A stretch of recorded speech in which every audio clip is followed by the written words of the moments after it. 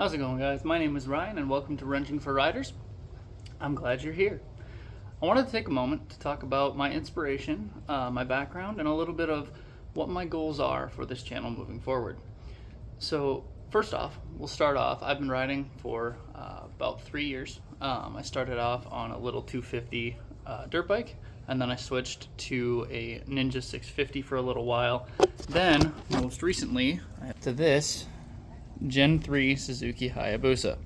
Now, one thing that has remained consistent across all of my motorcycle riding, I don't like paying dealerships to do maintenance for me, especially if I can do it myself. Now, for a lot of riders, I'm sure you feel the same. That said, for a lot of riders, turning their wrench on a motorcycle is a little daunting, a little intimidating, perhaps. So, the purpose of this channel, the inspiration, if you will, I had a couple of friends ask me, like, hey, when you clean your chain, what do you prefer to use? Like, what kind of stuff do you use, or how do you do that? And the more time has gone by, I realized there's a lot of things that I do for my motorcycles that maybe most riders aren't in the know. They just don't know how to do it.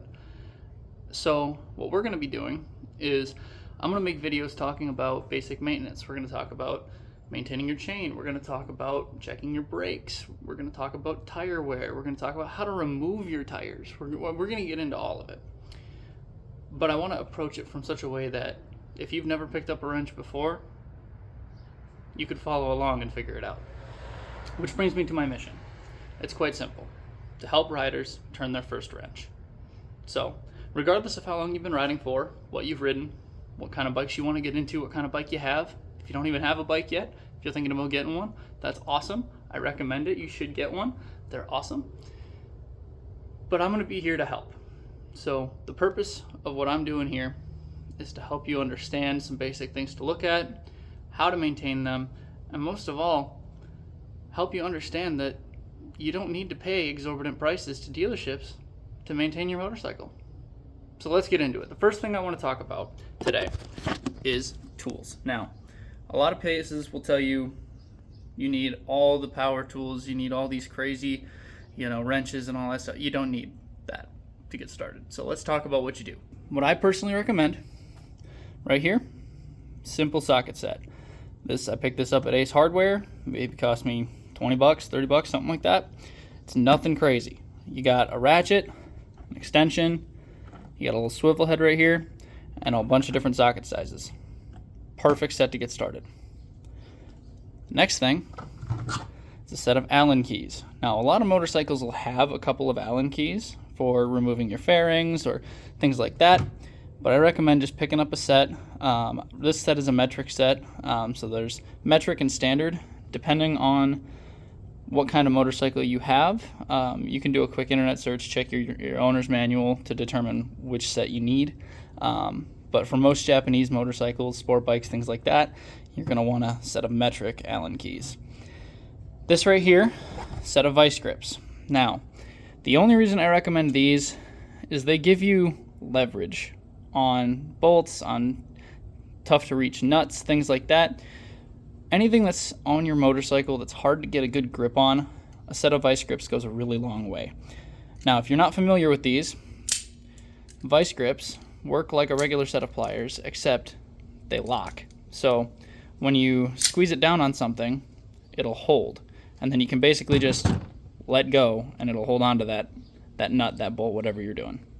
Super useful, and I'll definitely demonstrate a couple of ways I use these in future videos.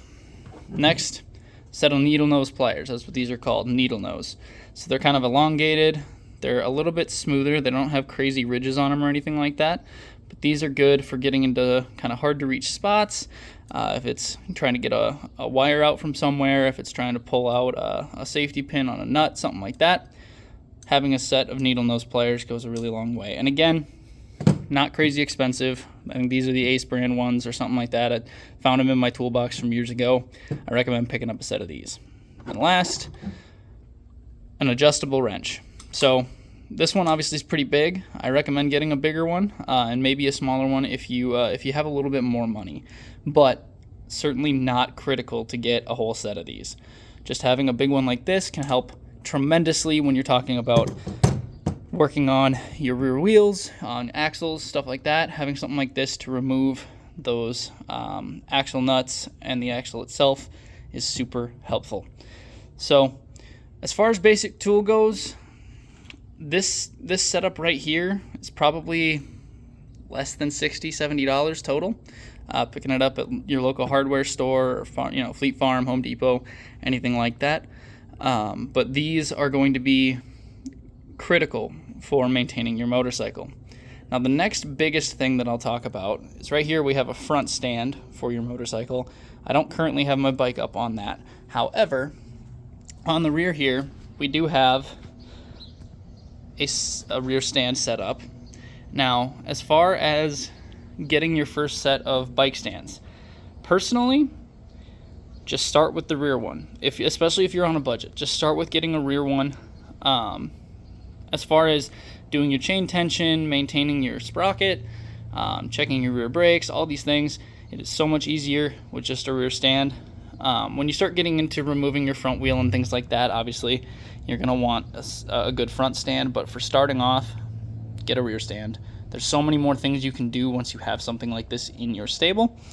And I want to quickly talk about what kind of rear stand I have here. So this one, these spools are not a stock feature of this bike. So depending on what kind of motorcycle you have, you either can get a set of spools like this and they just thread right into the swing arm. There's this little hole right here that this bolt kind of threads into.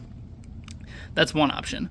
The other option, which is a little bit more standard, and I would recommend if you're just looking at getting one set to kind of do everything, they have a little L brace that holds the underside of the swing arm. So you'll see either there's the hook style and then there's like a little brace style. Either one is perfectly acceptable, perfectly fine for getting going and starting maintenance on your motorcycle. But this just happens to be the kind that I have. So you don't have to worry too much about what specific kind you have. If you go with the spool route, you will have to order a set of spools online. A lot of bike manufacturers do sell them from the factory, but you can also pick up a set for $10-15 on Amazon. They work just fine. That's what these are. Now, as far as the stand goes in terms of price, I think I paid $80 for the set of them, so not very expensive. Like I said, the idea behind this is to get you started. So for less than $200, you can have a full setup to start tearing in and diagnosing problems with your bike, for checking your tire wear, checking your chain tension, all those things. Try to keep it on a budget for you. So that's really what I recommend for getting started. Now, as we progress into further videos, we'll talk about some add-on tools, some things that make life easier, depending on the job you're doing. If you want to start expanding your garage setup, there's a whole bunch of recommendations there as well. But just for getting started, simple set of tools. Little ratchet set, some Allen keys, vice grip, needle nose, and an adjustable wrench. This should be more than enough to get you going. That combined with the rear stand, there really aren't a lot of jobs you can't do on your motorcycle getting started with this set of tools. So if this is the type of thing that you're looking for, go ahead and subscribe, give me a like. I'm going to be making all kinds of videos. If you have questions about things you want to see, different maintenance items that you want to try your hand at but you're maybe not familiar with and you want a good walkthrough, just let me know. I'm more than happy to take suggestions and we'll kind of just roll with it. But appreciate it. Thank you guys so much for watching. I appreciate you and have a great day.